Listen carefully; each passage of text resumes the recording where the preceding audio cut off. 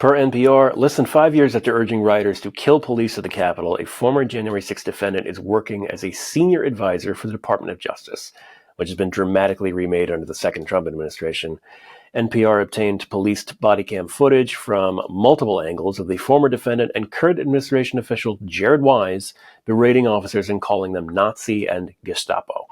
NPR located the footage, which has not previously been published, in a review of thousands of court exhibits from January 6 criminal cases, obtained through legal action by a coalition of media organizations. The Department of Justice had introduced the footage as an exhibit in Wise's trial. NPR also obtained the transcript of Wise's testimony, in which he acknowledged that he repeatedly yelled, "Kill him," as officers were being attacked, and tried to explain his actions. Wise was not convicted of any crimes related to January 6th due to President Trump's order to end all Capitol riot prosecutions. A Department of Justice spokesperson said in a statement, "Jared Wise is a valued member of the Justice Department, and we appreciate his contributions to our team." The Justice Department has hired as a senior advisor someone who faced multiple criminal charges due to his presence at the January 6th Capitol riot. His name is Jared Wise. You can see him in the blue jacket on the left side of your screen, yelling at police officers. He's heard in this video calling law enforcement present there, defending the Capitol, Nazis, and yelling, "Kill them." Not just once, but repeatedly. Wise pleaded not guilty, but was never put on trial due to President Trump's pardon. The Capitol building had been breached 2 hours earlier, with doors knocked off hinges and windows smashed. The air was thick with pepper spray. The vice president, along with members of Congress, have been forced to evacuate and halt the certification of the 2020 election as rioters yelled, "Give them the rope, hang Mike Pence, and traitors get the guillotine." Wonderful statements from these people. Yeah, clearly this is somebody you want working for the Department of Justice or the FBI or anything. This guy knows crime. Who knows crime better than a criminal? Better than somebody who threatened to kill Mike Pence over the 2020 election, over certifying it. I would not want to be J.D. Vance right about now. I mean, given what's happened to Donald Trump's vice presidents in the past, turning on them, letting these people off the hook for literally trying to kill them. We don't really talk about that, but that was the intent of this riot, to kill Mike Pence for trying to certify the election that actually, was an accurate result and that Trump lost. This is just extremely disturbing, and it's something that we're seeing not just here in the United States, but in a certain other country.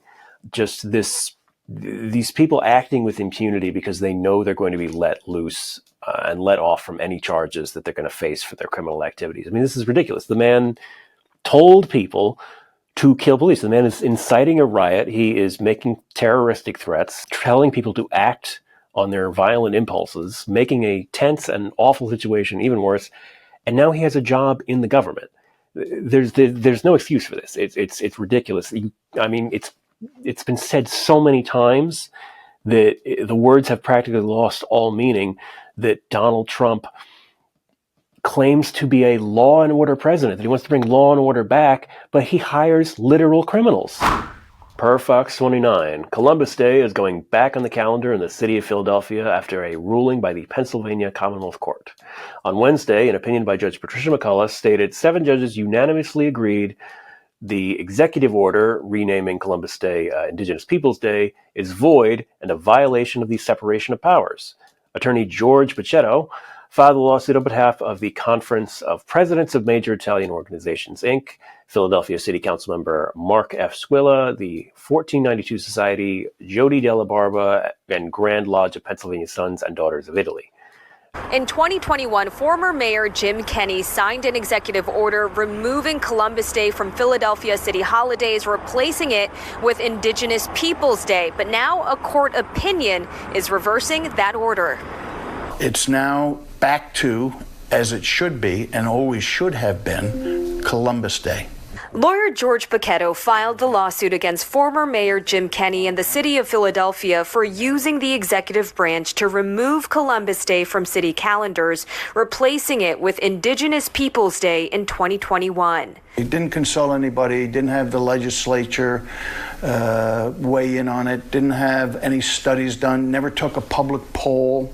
He just did it in tyrant-like fashion. And the Commonwealth Court said unanimously Absolutely not. Bocchetto represented several Italian-American groups and individuals, and Philadelphia City Councilman Mark Squilla. We had specific concerns with how it was done and why it was done. We know there was a lot of controversy at that time, but the Italian-American population too felt like it was slight on them in that, we no longer have a holiday because you don't like the name of the person. During the Kenney administration, we saw tensions flash over the Christopher Columbus statue back in 2020 that led to a box being put over the statue. And I'm sorry, I'm going to have to editorialize here a little bit.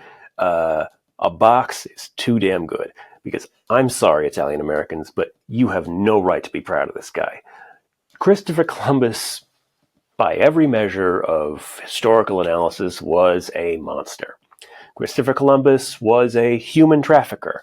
There are accounts from him in his own words. This guy doesn't need an Epstein's back book. He's got his journals of handing over underage native girls to his men to be sexually assaulted, accounts of natives having their hands chopped off for not working too hard in his gold mines, despite trying to tell the guy there's no gold on the damn island, multiple acts of sexual assault, murder, enslavement.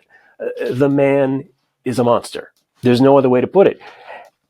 And it bothers me, not only saying that this is your only holiday, because I'm sorry, you've got plenty of holidays, Feast of Seven Fishes. I'm probably going to be, kicked out of any celebrations of that for this video, but whatever, because I'm tired of hearing about Christopher Columbus and how great of a guy he was. He wasn't great.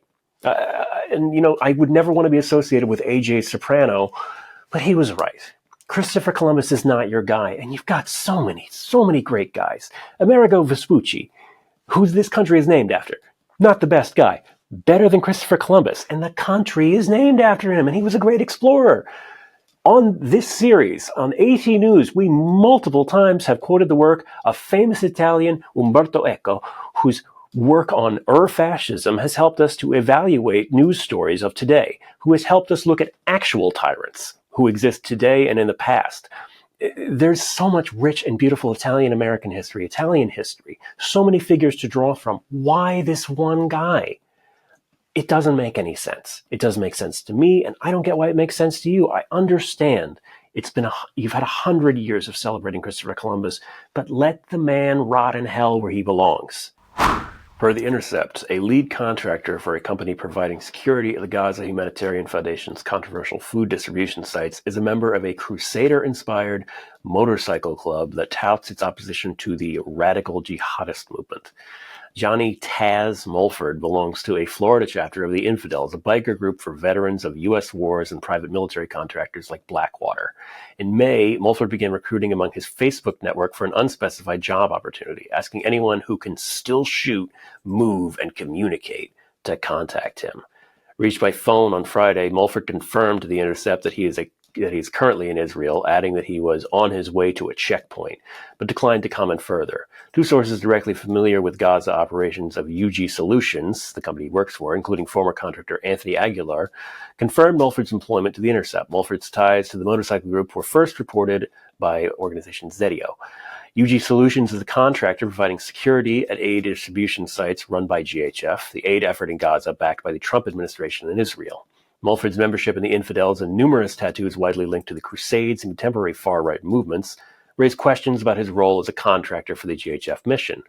Among other posts on Facebook, Mulford nods to Christian Zionism by sharing a post calling Israel God's chosen nation and a video mocking pro-Palestine protesters. Quote, "If I went into Israel with a Nazi swastika on my arm and said, 'Heil Hitler,' what would people think of me?" said Aguilar, a former Green Beret and UG Solutions contractor who has become a public critic of the GHF, raising concerns about Mulford's tattoos and the Infidels' affiliation in the Middle East. They're in a primary Arab Muslim population delivering food at the end of a gun. And really, that's what we've come to expect from the GHF at this point. Of course, they would hire a creepy Deus Vult guy to come out and provide food to people who he just wants to kill.